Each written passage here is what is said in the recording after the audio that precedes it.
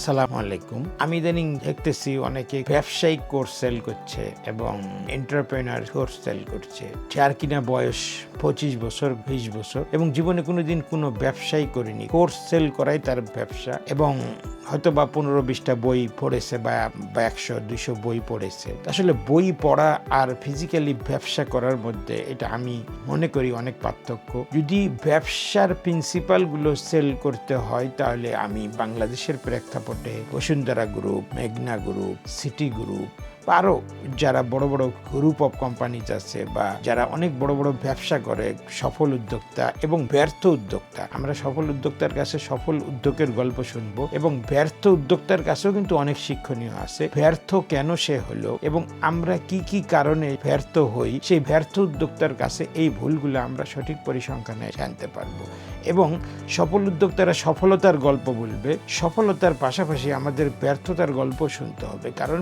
ব্যর্থতার গল্প কি কি কারণে ব্যর্থ হব আমরা, সেটা কিন্তু আমাদের জানা খুবই দরকার।